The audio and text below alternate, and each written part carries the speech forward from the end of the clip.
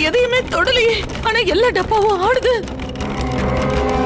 ஐயோ, என் கையும் அதறுது, பாட்டிலும் ஆடுது.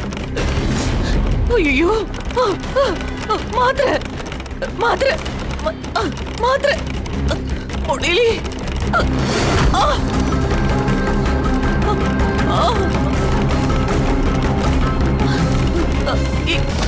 வீணா, வீணா, காவேரி.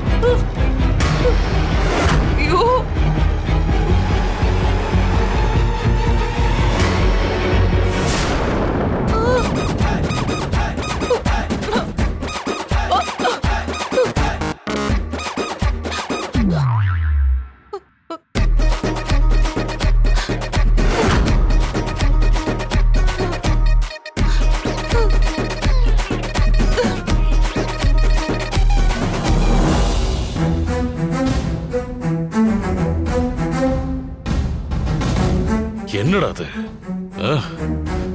10 நிமிஷத்துல சத்யா கதையை முடிச்சிட்டு வரேன்னு சொல்லி போனால, அவ போய் 20 நிமிஷத்துக்கு மேல ஆகுது, இன்னும் ஆளை காணுமே. மாமா, நான் வேணா போய் பார்த்துட்டு வரவா? வேண்டாமா, வேண்டாம். அவளே அங்க என்ன கண்டிஷன்ல இருக்கான்னு தெரியல. ஒருவேளை சத்யாவை கொல்ல போய் அந்த நேரம் பார்த்து அங்க யாராவது வந்து அகிலா அங்க ரூமுக்குள்ளேயே ஒளிஞ்சுக்கிட்டாலோ என்னவோ. ஓ, இன்னும் ஒரு 5 நிமிஷம் பார்ப்போம். இல்லன்னா நாம எல்லாரும் போவோம்.